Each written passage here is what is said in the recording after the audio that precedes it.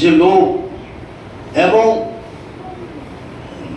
বেশি কামনা এর থেকে বিরত থাকবে যদি সে আখিরাত কামনা করে, যদি সে আখিরাতের প্রতি তার বিশ্বাস স্থাপন থাকে। আল্লাহ রাসূল সাল্লাল্লাহু আলাইহি ওয়াসাল্লাম বলেছেন, হায়দা আব্দুল্লাহ ইবনে ওমর থেকে হাদিসে বলেন, তিনি কি বলছেন, কোন ফি দুনিয়া কান্নাকা গারিব, তুমি দুনিয়াতে এমন ভাবে বসবাস করো যে তুমি একটা অপরিচিত মানুষ। আও আবির সাবিল, কিংবা একজন পথিকের ন্যায়, একজন পথিকের ন্যায়। অন্য হাদিসে আল্লাহ রাসূল সাল্লাল্লাহু আলাইহি ওয়াসাল্লাম বলেছেন, মাল ফাকর ফাওয়াল্লাহি মাল ফাকরু আখশা আলাইকুম, আল্লাহর কসম তোমরা গরীব হয়ে যাবে, দরিদ্র হয়ে যাবে, এই ভয় আমি করি না। ওয়ালাকিন আখশা আলাইকুম আন তুরসাত আলাইকুম আদ-দুনিয়া, আমি তোমাদের জন্য সবথেকে বেশি আশঙ্কা করি, ভয় করি কি, তোমাদের কাছে দুনিয়া প্রশস্ততা পাবে, দুনিয়া প্রশস্ত হয়ে যাবে। ফাতানাফাসুহা কামা তানাফাসুহা, তো তোমরা এই দুনিয়াটাকে পাওয়ার জন্য প্রতিযোগিতা করবে, সংগ্রাম করবে, যেমন তোমাদের পূর্বে তারা করেছিল। তারপরে তারা যেমন ধ্বংস হয়েছিল, তোমরা ওইভাবে প্রতিযোগিতা করতে গিয়ে ধ্বংস হয়ে যাবে। আজকে আমাদের কি প্রতিযোগিতা লেগেছে না? নামাজের খোঁজ নেই, ছেলে কোথায় যাচ্ছে তার খোঁজ নেই, মাল হলেই হচ্ছে আমার, মালের প্রতিযোগিতায় লেগেছে না, মর্যাদায় প্রতিযোগিতায় লেগেছে না। আজকাল আখিরাতের প্রতি যদি বিশ্বাস থাকতো তাহলে এটা আমাদের হতো না। হযরত ঈসা আলাইহিস সালাম, আল্লাহ রাসূল, তিনি ঈসা আলাইহিস সালাম বলছেন, মানিল্লাযী ইয়াবনি আলা মাওজিল বাহরি দারান, মানিল্লাযী ইয়াবনি আলা মাওজিল বাহরি দারান তিলকুমুদ দুনিয়া ফালা তাত্তাখিযুহা কারারা, কেমন আছে সমুদ্রের ঢেউয়ের উপরে বিল্ডিং বানাবে, সমুদ্রের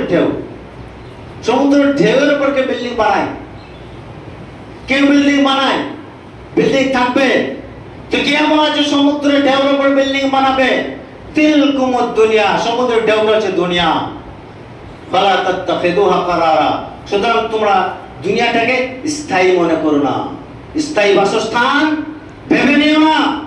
অন্যত্তরে হযরত আব্দুল্লাহ ইবনে মাসউদ রাদিয়াল্লাহু আনহু থেকে একটা হাদিস, তিনি বলছেন, কি বলছেন, যে মা মিনকুম ইল্লা যায়ফুন ওয়া আরিয়া, হে মানুষ সকল, তোমরা প্রত্যেককে মেহমান, অতিথি, এবং তোমাদের যে সম্পদ, এই সম্পদগুলো হচ্ছে ঋণের সম্পদ। ঋণ কে, কার ঋণ? কে দিয়েছে ঋণ? আল্লাহ সম্পদ। কেন ঋণের সম্পদ? এই জন্যে যে কেউ কবরে নিয়ে যাবে না, কেউ কবরে নিয়ে যাবে সম্পদ, সুতরাং এটা ঋণের সম্পদ। ফাতাইফু মুরতাহিল, অতিথি বা মেহমান, যেমন আমি আপনাদের অতিথি, কতক্ষণ থাকবো?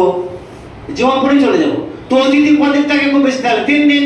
সুতরাং মানুষ তোমরা বেশি দুনিয়াতে থাকবে না বেশি দিন, তোমরা সকলেই অতিথি।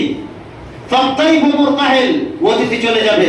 ওয়াল আরিয়াতু মুআদ্দাতুন ইলা আহলিহা, আর যে সম্পদ ঋণ দিয়েছে, এই সমস্ত সম্পদ তার কাছে চলে যাবে। কে? আল্লাহ রাব্বুল আলামিন। বাকি যেভাবে যে নিয়তে আমরা সম্পদকে ব্যবহার করেছি তার হিসাব আমাকে আপনাকে দিতে হবে। নাম্বার 9, সেটা হচ্ছে খুব সংক্ষিপ্ত করতে কথাগুলোকে। নাম্বার 9, ভাইজান, অনেক মানুষ জুলুম নির্যাতন করে না গরিবদের উপরে, অসহায় ব্যক্তির উপরে। হে অসহায় ব্যক্তি, হে মাজলুম, যাদের উপর জুলুম করে, তাদের জন্য হচ্ছে আখিরাত সুসংবাদ, তাদের জন্য আখিরাত হচ্ছে কি? সুসংবাদ, সান্ত্বনার স্থান, সান্ত্বনার জায়গা। কেন?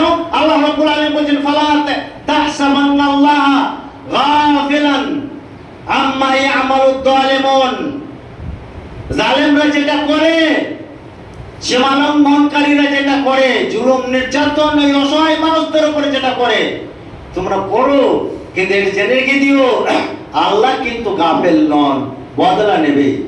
সুতরাং এর বদলা আখিরাত সান্ত্বনা কাদের জন্য? অসহায় ব্যক্তির জন্য হচ্ছে আখিরাত সান্ত্বনার স্থান।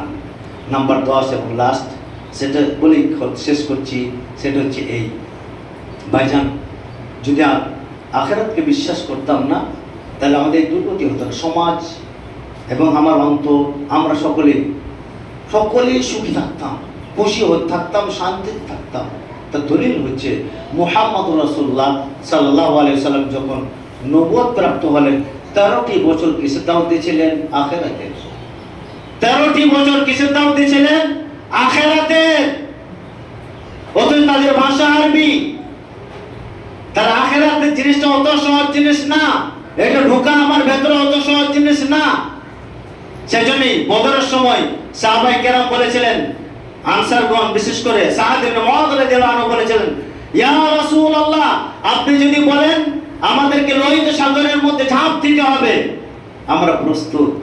কেন? 13টি বছর ওই ইমানি দাওয়াত, ইমানি আখিরাতের দাওয়াত তিনি দিয়েছিলেন, যাতে করে এক আত্মা হয়। আমরা এখানে যতগুলো মানুষ আছি, আমাদের আত্মাগুলো কিন্তু যাই বটে বটে, আমাদের যে অন্তরগুলো কিন্তু আলাদা। আমি একরকম বিশ্বাস করি, উনি একরকম বিশ্বাস করেন, এই একরকম বিশ্বাস করে, আর একজন আর একরকম বিশ্বাস করে, কিন্তু সাহাবায়ে কেরামদের অন্তরগুলো ছিল একটা, এক বিশ্বাস। কিসের? আখিরাতের ফসল, আখিরাতের ফলশ্রুতিতে একটা অন্তর হয়েছিল, কিন্তু আমাদের নেই। এই জন্য আল্লাহ রাব্বুল আলামিন বলেন, ওয়াত্তাকু ইয়াওমান তুরজাউনা ফীহি ইলাল্লাহ সুম্মা তুওয়াফা কুল্লু নাফসিন মা কাসাবাত ওয়া হুম লা ইউযলামুন। ওয়াত্তাকু ইয়াওমান, সূরা বাকারার 281 নম্বর আয়াত এবং কোরআনের সর্বশেষ আয়াত, যার পর আর কোন আয়াত অবতীর্ণ হয়নি। আল্লাহ বলেন, ওয়াত্তাকু ইয়াওমান তুরজাউনা ফীহি ইলাল্লাহ, তোমরা আল্লাহকে ভয় করো, যেদিন তোমরা আল্লাহর কাছে সকলেই ফিরে যাবে। সুম্মা তুওয়াফা কুল্লু নাফসিন মা কাসাবাত, এবং তোমরা যে কাজ করেছো এই সমস্ত কাজের তোমাদেরকে পূর্ণ বদলা দেওয়া হবে, ফলাফল দেওয়া হবে, রেজাল্ট দেওয়া হবে, এবং কারোর উপর কোনো জুলুম করা যাবে না। সুতরাং একজন কবি ইবনে আতাহিয়া, তিনি তার কবিতার মাধ্যমে 2 লাইন বলছে মাত্র, কি বলছেন? ইন্না ইয়াওমাল হিসাব ইয়াওমুন আসির, জেনে রেখে দাও, ইয়াওমাল হিসাব, হিসাবের দিন বড় কঠিন দিন। লাইসা লিয-যালিমিনা ফীহি নাসীর, যারা সীমা লঙ্ঘনকারী, যারা জালেম, তাদের জন্য কোনো সাহায্যকারী নেই। ফাত্তাখিদ উদ্দাতান লিমুত্তালি'i আল কবর, ফাত্তাখিদ উদ্দাতান লিমুত্তালি'ল কবর। সুতরাং হে বিজয়ী, যদি তুমি বিজয়ী হতে চাও, তাহলে কবরে যাবার পূর্বে এবং ফুলসিরাতের ভয়াবহতার পূর্বে তুমি পাথেয় সংগ্রহ করো, পাথেয় সংগ্রহ করো, কিভাবে মুক্তি পাবে। যাই হোক ভাইজান, গুটি কয়েক কথা আপনাদের সামনে রাখলাম। আমরা যদি আখিরাতের প্রতি বিশ্বাস স্থাপন করি, তাহলে ইনশাআল্লাহ কেউ এক ওয়াক্ত নামাজ যে মানে আমার ছুটে যাবে আর আমি আরামে ঘুমাবো, আরামে ঘুম আসবে না। সালফ সালেহদের ইতিহাস দেখুন, সাহাবাদের ইতিহাস দেখুন, এক ওয়াক্ত খালি জামাতটা ছেড়ে গেছে, জামাত এক ওয়াক্ত, এমন করে কাঁদতে লেগেছেন, পাড়া প্রতিবেশী জমা হয়ে গেছে। ভাবছে মানুষ কিছু হয়েছে রে বাবা, কেউ মরে গেছে নাকি? বলে কি হয়েছে? বলছে বিশাল ক্ষতি হয়ে গেছে। বলছে কি ক্ষতি? বলছে আসরের জামাতটা আজকে আমার ছুটে গেছে। লোকেরা কি বলবে? বলে কি কক্ষা পারে? বলছে আমার ছেলে মরে যাওয়ার থেকেও ভয়ঙ্কর ক্ষতি হয়ে গেল আমার, আজকে আসরের জামাতটা ছুটে গেছে। তাহলে আমরা জামাত তো ছুটা দূরে থাক, কত নামাজ ছেড়ে দিই বলুন দেখি, কত নামাজ ছেড়ে দিলে আখিরাতের প্রতি বিশ্বাস আছে আমাদের। আল্লাহ যেন আমাদেরকে আখিরাতের প্রতি বিশ্বাস স্থাপন করার তৌফিক দান করুন, আমিন। ইন্নাল্লাহা ওয়া মালাইকাতাহু ইউসাল্লুনা আলান নবী ইয়া আইয়ুহাল্লাযীনা আমানু সাল্লু আলাইহি ওয়া সাল্লিমু তাসলিমা। আল্লাহুম্মা সাল্লি আলা মুহাম্মাদ ওয়া আলা আলি মুহাম্মাদ কামা সাল্লাইতা আলা ইব্রাহিম ওয়া আলা আলি ইব্রাহিম ইন্নাকা হামিদুম মাজিদ ওয়া বারিক আলা মুহাম্মাদ ওয়া আলা আলি মুহাম্মাদ কামা বারাকতা আলা ইব্রাহিম ওয়া আলা আলি ইব্রাহিম ইন্নাকা হামিদুম মাজিদ। ربنا تقبل منا إنك أنت السميع العليم وتب علينا إنك أنت التواب الرحيم. سبحان ربك رب العزة عما يصفون وسلام على المرسلين والحمد لله رب العالمين.